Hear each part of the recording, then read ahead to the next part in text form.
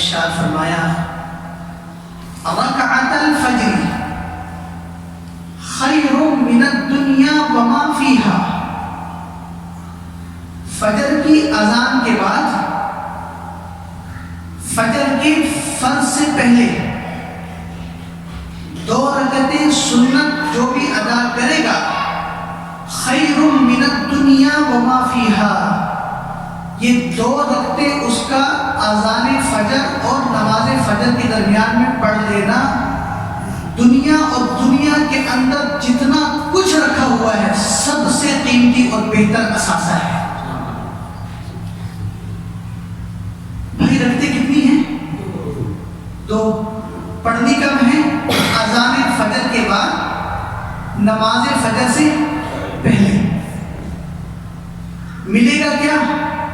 فرمایا دنیا اور دنیا کے اندر جو کچھ بھی رکھا ہوا ہے، جن کو انسان اپنے لیے بہت زیادہ قیمتی چیزیں سمجھتا ہے، تو انسان کی سمجھ کے علاوہ بھی دنیا کے اندر جتنی بھی قیمتی اثاثے ہیں وہ اثاثے انسان کے پاس نہ ہو، لیکن انسان کے پاس ایک اثاثہ ہو، وہ کیا؟ کہ وہ اذان فجر کے بعد نماز فجر سے پہلے کتنی رکعتیں پڑھ لے؟ 2 رکعتیں پڑھ لے۔ فرمایا یہ دنیا کے اثاثوں سے بہتر سب سے قیمتی اثاثہ اللہ نے اس کو عطا کر دیا ہے۔ اب فجر کی 2 سنتوں کا اتنا بڑا انعام اور اتنی بڑی فضیلت، تو فجر کی نماز کی کتنی بڑی فضیلت ہوگی۔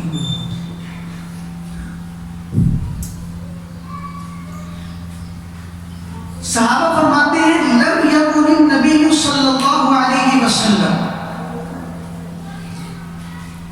ہم نے آپ صلی اللہ علیہ وسلم کو نہیں دیکھا مگر اس صورت میں کہ آپ صلی اللہ علیہ وسلم اذان فجر کے بعد نماز فجر سے پہلے 2 رکعتیں ہمیشہ پابندی کے ساتھ پڑھا کرتے تھے۔ اور حضرت حفصہ فرماتی ہیں کہ خفیفتین، نہایت ہلکی پڑھا کرتے تھے۔ وجہ کیا ہے؟ یعنی لمبی نہیں پڑھا کرتے تھے بلکہ خفیف، ہلکی، کیونکہ آپ اذان فجر سے پہلے تہجد کی نماز بڑی طویل پڑھتے تھے، پھر تہجد کی نماز پڑھنے کے بعد جب وقت ختم ہو جاتا تو پھر آپ کچھ دیر کے لیے لیٹتے تھے۔ وہ لیٹنا اس صورت میں اس لیے ہوتا تھا سونے کے لیے نہیں، جیسے بعض حضرات ساری رات نوافل پڑھتے رہتے ہیں اور بیچاروں کو بعض اوقات فجر کی نماز نصیب نہیں ہوتی، تو لیٹتے اس لیے تھے کہ رات بھر جو تہجد کی صورت میں مشقت کی ہے، محنت کی ہے، جسم کو تھوڑی سی کیا مل جائے؟ راحت مل جائے، سکون مل جائے، اور فجر کی نماز اور فجر کی سنتیں جو دین کا اور زندگی کا بہترین اثاثہ ہے وہ بھی اچھی طرح سے کیا ہو جائیں؟ ادا ہو جائیں۔ تو حضرت حفصہ فرماتی ہیں جب اذان ہو جاتی فجر کی، فسکت المؤذن، اور مؤذن اذان دے کر جیسے ہی خاموش ہوتا تو نبی فوراً کھڑے ہو کر 2 رکعتیں ادا کرتے، نہایت ہلکی۔ صحابہ نے فرمایا پہلی رکعت میں سورۃ الکافرون پڑھتے اور دوسری رکعت میں سورہ اخلاص پڑھتے، یعنی فجر کی سنتوں کے اندر یہ 2 سورتیں پڑھنا بھی سنت ہے۔ پہلی رکعت میں سورۃ الکافرون اور دوسری رکعت میں سورۃ الاخلاص، مختصر سے یہ پڑھ کر پھر آپ نماز فجر کا انتظار فرماتے ہیں۔ پڑھنی آپ نے بہرحال ہے، کبھی آپ نے زندگی میں ترک نہیں کی۔ ان کو اتنا مختصر اور ہلکا کیوں بنایا؟ کہ تاکہ پڑھنی ہے روزانہ پابندی کے ساتھ، اگر ان کو زیادہ بھاری بنا دیا جاتا یا اس کے اہتمام میں اور چیزوں کو شامل کر دیا جاتا تو پھر ہر بندے کے لیے فجر کی نماز پڑھنا مشکل ہے، تو وہ سنتیں کیسے ادا کرتا؟ تو نبی نے فرمایا کہ میری امت دنیا کے اعتبار سے، آخرت کے اعتبار سے سب سے قیمتی بہترین سرمایہ بھی اپنے پاس رکھ لے، سمیٹ لے، اور یہ قیمتی اثاثہ حاصل کرنے میں اس کو کوئی دقت اور پریشانی بھی نہ ہو۔ 2 رکعتیں پڑھے، پہلی میں سورۃ الکافرون، دوسری میں سورۃ الاخلاص، دنیا و ما فیہا سے بہتر ہے۔ اسی طرح رسول اللہ صلی اللہ علیہ وسلم کا ارشاد کہ آپ نے فرمایا کہ فجر کی 2 سنتوں کو پابندی کے ساتھ پڑھو، ان طردکم الخیل، اگرچہ تمہیں گھوڑے روند کر چلے جائیں، گھوڑے تمہارے اوپر سے گزر رہے ہوں اور وقت مختصر سا ہو کہ آپ نے سنتیں بھی ادا کرنی ہیں، اس کے بعد نماز کا ٹائم ہے، تو آپ نے فجر کی سنتوں کو اہمیت دینی ہے، اپنی جان کی پرواہ بھی نہیں کرنی۔ تو اس عمل کے اندر ظاہری بات ہے کوئی نہ کوئی تو خصوصیت چھپی ہوئی ہے کہ نبی نے اتنی تاکید بڑھا دی کہ اگر تم نماز پڑھنے لگے ہو، وہاں سے گھوڑوں کا ایک لشکر آ رہا ہے اور تمہیں ڈر ہے، اگر ہم نے نماز شروع کی تو گھوڑے ہمیں روند کر چلے جائیں گے، تو فرمایا گھوڑوں کے پاؤں کے نیچے روندے جانا، لیکن ان 2 رکعتوں کو چھوڑنا نہیں ہے۔ اسی لیے احادیث میں اتنی تاکید آنے کے بعد بعض فقہاء نے وتر کے وجوب کی طرح فجر کی سنتوں کو بھی واجب قرار دیا ہے کہ جیسے عشاء کے بعد وتر پڑھنا کیا ہے؟ واجب ہے۔ اگر عشاء کی نماز قضا ہو جاتی ہے تو اس قضا کے ساتھ وتر کی قضا بھی کی جائے گی۔ اسی طرح بعض فقہاء نے احادیث میں اتنی زیادہ ان سنتوں کی تاکید پڑھ لینے کے بعد نتیجہ یہ نکالا کہ یوں محسوس ہوتا ہے کہ جیسے یہ سنتیں بھی امت پر پڑھنا کیا ہے؟ واجب ہے۔ چنانچہ پھر علماء نے یہ مسئلہ بھی بیان کیا کہ جس طرح وطروں کی تاکید کی گئی کہ عشاء کے بعد نماز وطر پڑھنی چاہیے، اور آپ صلی اللہ علیہ وسلم کی آخری نماز کون سی نماز ہوتی تھی؟ نماز وطر، روزانہ پڑھتے تھے۔ تو اسی طرح سے کہ اگر فرض عشاء کے رہ گئے قضا ہو گئے تو اب سنتوں کی قضا نہیں، جو نوافل ہم پڑھتے ہیں ان کو نہیں دہرانا، بلکہ 4 فرض عشاء کے پڑھنے ہیں اور 7 وطروں کی کیا کرنی ہے؟ قضا۔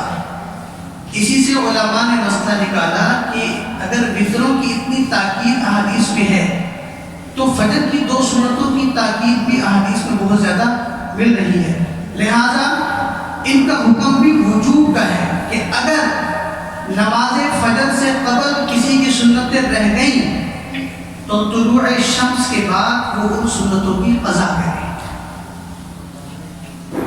سمجھ میں آؤ؟ طلوع شمس کے بعد ان سنتوں کی کیا کرے؟ قضا کرے۔ چھوڑنے کسی صورت میں نہیں ہے۔ کیوں؟ اس لیے کہ فرمایا خیر من الدنیا وما فیہا، جو ان 2 رکعتوں کو پابندی سے پڑھے گا یہ دنیا اور دنیا کے اندر جتنے بھی سامان اور اسباب ہیں، اثاثے ہیں، سب سے اس سے قیمتی اثاثہ فجر کی 2 سنتوں کی پابندی ہے۔ اس لیے حدیث میں آتا ہے رسول اللہ صلی اللہ علیہ وسلم نے ارشاد فرمایا کہ جس کی فجر کی 2 سنتیں رہ جائیں تو مسئلہ کیا ہے کہ اب وہ کب پڑھے گا؟ پہلے دیکھنا یہ ہے کہ امام جماعت شروع کر چکا ہے تو امام کے تشہد ختم ہونے سے پہلے امام کے تشہد یعنی آخری قاعدے میں جب انسان بیٹھتا ہے نا اس کو تشہد کہتے ہیں، نماز کے ختم ہونے سے پہلے اگر یہ جماعت میں شریک ہو سکتا ہے سنتیں ادا کر کے، تو پھر مسئلہ یہ ہے کہ مسجد کے کسی الگ ستون کے پیچھے، دیوار کے پیچھے، دروازے کے پیچھے کسی آڑ میں صفوں سے ہٹ کر، بعض لوگ صفوں کے اندر کھڑے ہو کر ہی سنتیں پڑھنا شروع کر دیتے ہیں، وہاں سے نماز فجر بھی ادا ہو رہی ہوتی ہے کہ فوراً سنتیں ادا کر کے پھر ساتھی صف میں نماز میں مل جائے گی، یہ غلط بات ہے۔ مسئلہ یہ ہے کہ اگر آپ کی سنتیں رہ گئی ہیں تو آپ نے صفوں میں باجماعت جو کھڑے ہونے والے نمازی ہیں ان کے ساتھ کھڑے ہو کر نماز نہیں پڑھنی ہے اپنی سنتیں، بلکہ ان سے علیحدہ ہٹ کر آپ نے سنتوں کو کیا کرنا ہے، ادا کرنا ہے۔ اگر آپ امام کے تشہد ختم ہونے سے پہلے یعنی فجر کی فرض ختم ہونے سے پہلے آپ کو یقین ہے کہ میں سنتیں ادا کروں گا اور وہاں پر امام کے سلام پھیرنے سے پہلے میں جماعت میں بھی کیا ہو جاؤں گا، شریک ہو جاؤں گا، تو حکم یہ ہے کہ پھر کیا کرے، پہلے سنتوں کو ادا کرے۔ اگر اتنا یقین نہیں ہے، کیونکہ دیکھیں نماز اگر پڑھنی ہے نا تو نماز کو آداب اور رعایتوں کے ساتھ پڑھنا بھی ضروری ہے۔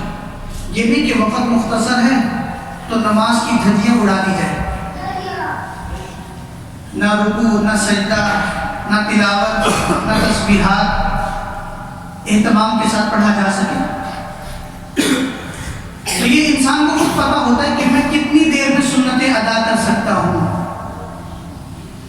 اور کتنی دیر میں اہتمام کے ساتھ نماز کی خشوع اور خضوع کی رعایت کرتے ہوئے کہ میری نماز کہلائے، میں کتنی دیر میں یہ دو سنتیں پڑھ سکتا ہوں، اور اگر میں پڑھوں گا اور میں جس طرح سے نماز پڑھتا ہوں اگر مجھے تاخیر ہو جائے گی، میں جماعت میں شریک نہیں ہو سکتا، تو پھر اس کے لیے مسئلہ یہ ہے کہ یہ ساتھ ہی کیا ہو جائے، جماعت میں شریک ہو جائے۔ اب چونکہ اہم نماز ہے تو احادیث سے مسئلہ علماء نے نکالا کہ جو سنتیں رہ گئی ہیں ان کو کب پڑھنا ہے، اشراق کے وقت، جب اشراق کا وقت داخل ہو جاتا ہے اس وقت۔ کب تک پڑھنا ہے، زوال سے پہلے آپ پڑھ سکتے ہیں۔ اگر زوال کا وقت بھی نکل گیا اس کے بعد پھر ان سنتوں کی قضا نہیں ہے۔ ویسے تو قضا نماز پڑھنے کا کوئی وقت مقرر نہیں ہے، کسی بھی وقت آپ قضا نماز پڑھ سکتے ہیں، لیکن ان سنتوں کی قضا کا وقت مقرر ہے۔ شروع کب سے ہوتا ہے، طلوع الشمس، مطلب جب رہ گئی رہ نہ گئی تو پھر تو اذان فجر۔ اچھا ایک بات یہ بھی یاد رکھیں، بعض ساتھی گھروں میں موجود ہوتے ہیں اور کافی پہلے سے اٹھے ہوئے ہوتے ہیں۔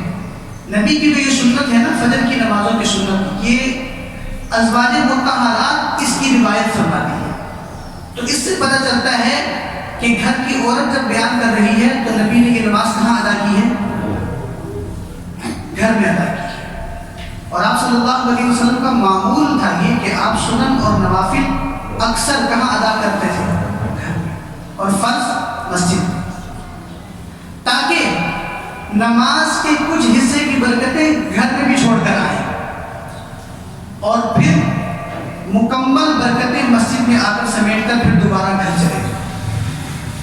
تو جو ساتھی اٹھے ہوئے ہوتے ہیں فجر کی اذان بہت پہلے دی جاتی ہے، کیوں دی جاتی ہے، تاکہ آپ جاگ جائیں، آپ اٹھ جائیں اور فجر کی نماز میں آپ موقع پر پہنچ جائیں۔ تو جو پہلے سے اٹھے ہوتے ہیں اگر وقت داخل ہو گیا ہے تو اپنی مسجد کی اذان کا انتظار نہ کریں، آپ سنتیں ادا کر سکتے ہیں۔ مسئلہ سمجھنا، یہی مسئلہ ظہر کی سنتوں کا ہے۔ اگر وقت داخل ہو گیا ہے، آپ فرصت میں ہیں، تو آپ اسی وقت کے داخل ہونے کے بعد سنتوں کو ادا کر سکتے ہیں۔